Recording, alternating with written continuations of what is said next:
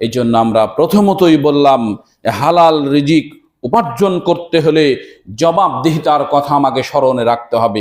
আমি আজকে যে টাকা ইনকাম করলাম, আমার ব্যবসা থেকে হোক, আমার চাকরি থেকে হোক, আমার পরিশ্রম থেকে হোক, এর জবাবদিহিতা আল্লাহর কাছে আমাকে করতে হবে। এই কথাটিকে মনে রাখতে হবে। দ্বিতীয়, মনে রাখতে হবে আমাকে যেই যতটুক দেওয়া হয়েছে এতটুকু সন্তুষ্ট থাকার জন্য আমাকে নির্দেশ দেওয়া হয়েছে, আমি অতটুকুতেই সন্তুষ্ট থাকব, আমি আর বেশি চাহিদা করব না। তৃতীয় যে কথাটি আমরা বললাম সেটা হচ্ছে আল্লাহ সুবহানাহু ওয়া তাআলা যেভাবে বন্টন করে দিয়েছেন সেই বন্টনেই আমাকে সন্তুষ্ট থাকতে হবে, এবং সর্বদা আমার চাইতে কে অভাবী রয়েছে, কে গরিব রয়েছে, কে দুর্বল রয়েছে সেই দিকে আমাকে তাকাতে হবে। কে ধনী রয়েছে, কে শক্তিশালী রয়েছে, কে বেশি সুন্দর রয়েছে, এই দিকে আমাকে তাকাতে হবে না। চতুর্থত আমরা যেটা বললাম, আল্লাহ সুবহানাহু ওয়া তাআলার উপরে অটল থেকে আমাকে একেবারেই আল্লাহর উপরেই ভরসা রাখতে হবে, তাহলে আল্লাহ আমার আপনার ইচ্ছা পরিপূর্ণ করে দিবেন, কোনো ঘাটতি রাখবেন না। কিভাবে? যেমনটি ভাবে পূর্ববর্তী নবী রাসূলগণ এবং সাহাবায়ে কেরাম রাদিয়াল্লাহু তাআলা আনহুর জীবনকে আল্লাহ সুবহানাহু ওয়া তাআলা পরিপূর্ণতা দান করেছেন।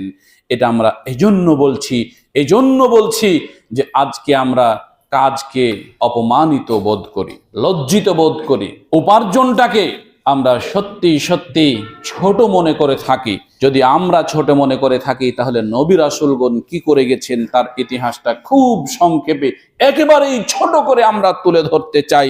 সেটা হচ্ছে আল্লাহ রাসূল সাল্লাল্লাহু আলাইহি সাল্লাম বলছেন, ওয়া ইন্না নাবিয়াল্লাহু দাউদ আলাইহিস সালাম কানা ইয়াকুলু মিন আমালি ইয়াদাইহি। রাসূল সাল্লাল্লাহু আলাইহি সাল্লাম বলছেন, নিশ্চয়ই আল্লাহর নবী দাউদ আলাইহিস সালাতু সালাম নিজ হাতে উপার্জন করে খেতেন। দাউদ আলাইহিস সালাতু সালাম একজন নবী, তিনি কি করতেন? নিজ হাতে উপার্জন করে খেতেন।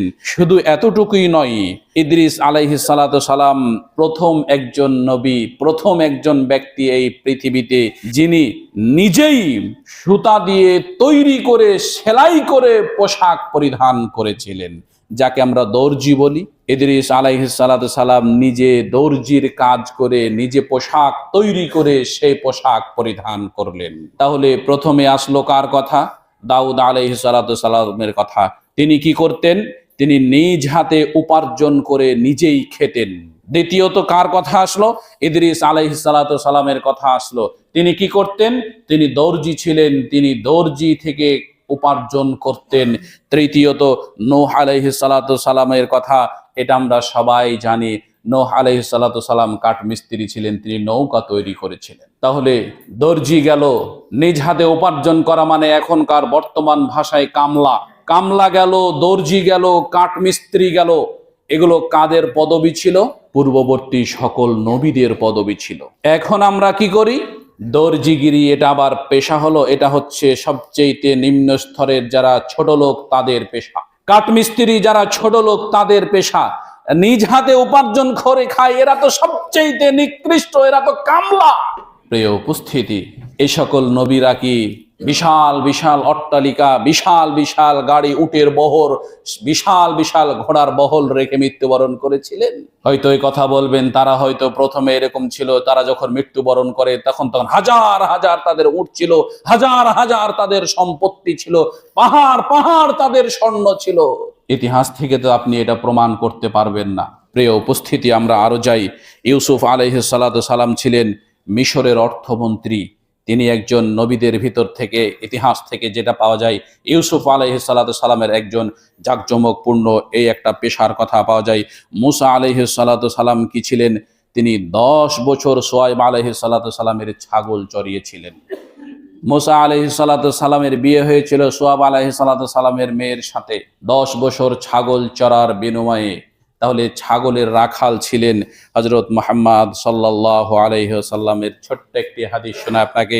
রাসূল সাল্লাল্লাহু আলাইহি ওয়াসাল্লাম বলছেন, মা বাসাল্লাহু নাবিয়ান ইল্লা রাআল গনাম। রাআল গনাম, আল্লাহ সুবহানাহু ওয়া তাআলা যতগুলো নবী প্রেরণ করেছেন এই পৃথিবীতে, প্রত্যেক নবীকে ছাগলের রাখাল হিসাবে প্রেরণ করেছেন। সবাই ছাগলের রাখালগিরি করেছেন এই পৃথিবীর বুকে, এই জমিনের বুকে। আপনি যে নবীর উম্মত, শুধু যে নবীর উম্মত এটা নয়, আপনি যে মুহাম্মদ সাল্লাল্লাহু আলাইহি সাল্লামের অনুসারী, যেই নবীকে শুধু পৃথিবীব্যাপী নয় সকল নবীদের সর্দার করে পৃথিবীতে প্রেরণ করা হয়েছিল, সেই নবী মুহাম্মদ সাল্লাল্লাহু আলাইহি সাল্লাম তিনিও ছিলেন রাখাল। তিনি যখন মৃত্যুবরণ করেন, তার কি পাহাড় পাহাড় স্বর্ণ ছিল? তার কি একাধিক বাড়ি ছিল, একাধিক গাড়ি ছিল? তার কি একাধিক স্বর্ণ মুদ্রা ছিল? বলবেন, সবাই বলবেন না। তাহলে আপনার নবী যে ছাগল চড়িয়েছেন এই ইতিহাস কি আপনি শুনেননি? বহুবার শুনেছি, অনেক শুনেছি। তাহলে হালাল পেশা, হালাল উপার্জন করতে হলে আপনাকে কত দূর নামতে হবে? সবচেয়ে শ্রেষ্ঠতম, সবচেয়ে উত্তম পদ্ধতি হচ্ছে নিজ হাতে উপার্জন করে খাওয়া। এটা হচ্ছে সবচেয়ে বড় হালাল উপার্জন, যেটা দাউদ আলাইহিস সালাম প্রথম শুরু করেছিলেন। ইতিহাসগুলো ছোট করে এজন্য বললাম, সমাজে আজকে আমাদের কাজকে ছোট করে দেখা হয়, আর যতগুলো এই ছোট করে দেখার কাজগুলো রয়েছে প্রায় প্রত্যেকটাই হালাল কাজ, কিন্তু ছোট করে দেখার কারণে মানুষ আর এগুলোর ভিতরে থাকতে চায় না।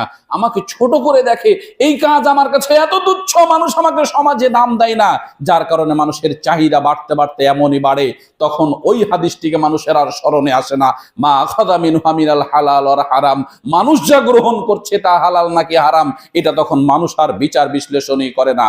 মানুষ যা খুশি তা উপার্জন করে, তা ইনকাম করে মানুষের কাছে সম্মান পাওয়ার জন্য।